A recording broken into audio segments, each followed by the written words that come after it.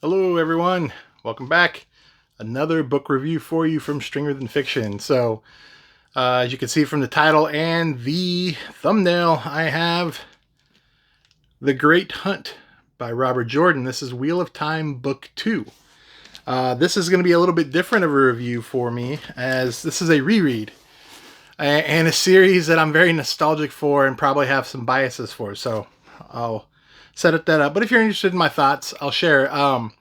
Why am I reading this right now? Well, one of my friends, Zig Zagoon, a whatnot seller, book collector, and reader, I got her to finally read Wheel of Time. She's a big fantasy fan, and so I pushed her into reading Robin Hobb. She loved it, and I was like, well, as a fantasy fan, you also got to read Robert Jordan. Again, Jordan isn't for everybody. He is very popular and very famous and very influential for good reasons, but his style, these books were being written in like 89, 90, the first couple books, early 90s, late 80s-ish. And so not everything has aged well to modern readers' likes and such. But to me, he's one of the best. He's definitely in my top 10, top 5 authors series. There is a little lull, I think around 7, 8, 9-ish on the books.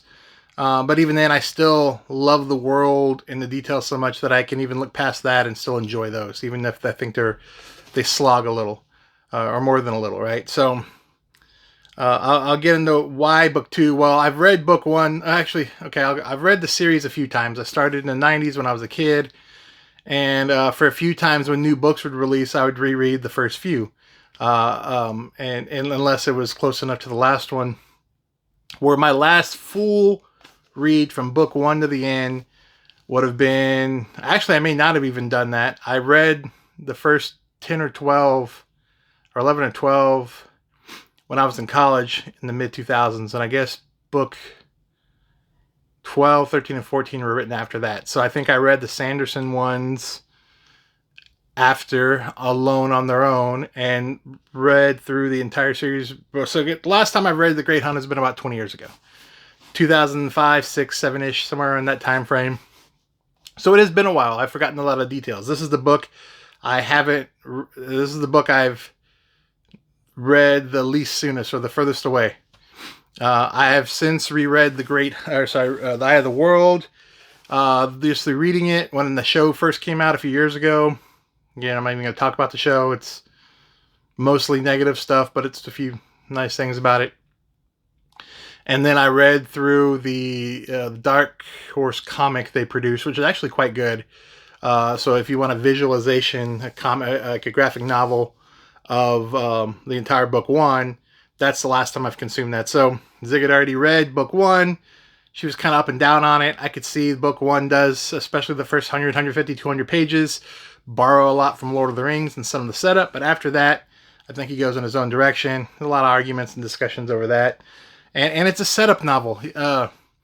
And for, sometimes when you're setting up a really large series like this, a setup novel is just less action, less momentum moving. It's hey, introducing you to a lot of things. So, on to The Great Hunt.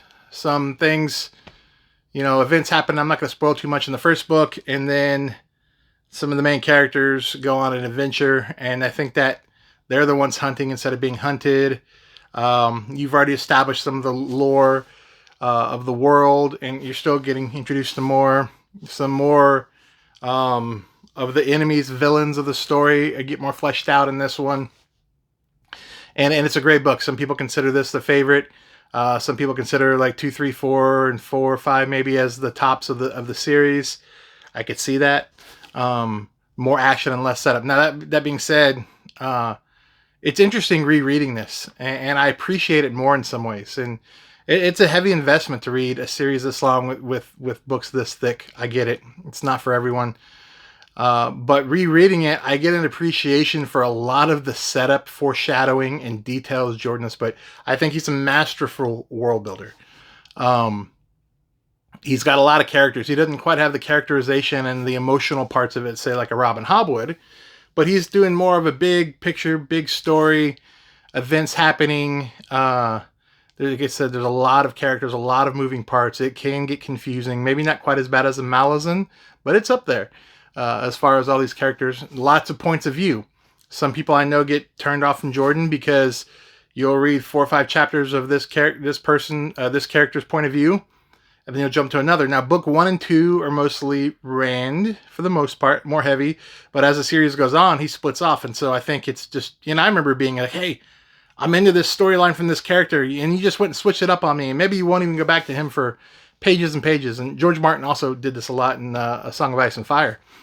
So I could see people bouncing off from where they just want to say, hey, I want to follow 1 or 2 characters max, and that's it. You're going to read points of view from multiple characters in this series and in this book. And I think as the series goes on, it expands and expands for the most part. So, story's great.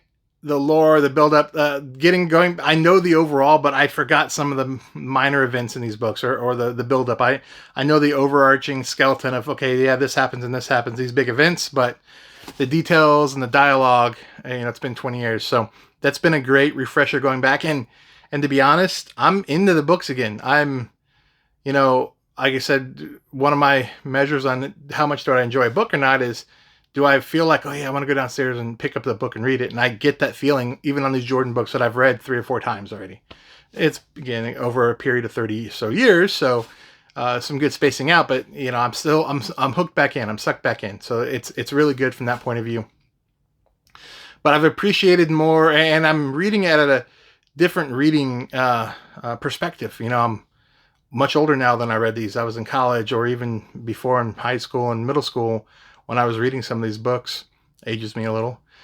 So now, having read a lot more, I can have some different perspectives. And when I read this was one of the first. I had read some Brian Jakes and a few other books, but this was the first major epic series I read that really cemented and hooked me into reading. And even for a long time, I only wanted to read other big, long, chunky series like this, and kind of blew off or dismissed, single novels or smaller trilogies, which now I have no problem reading those. I think it's a good balance, and there's pros and cons of both.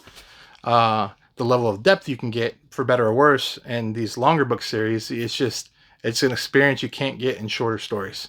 So for those who like to really dig into that. Now, some criticisms, and they're valid for Jordan.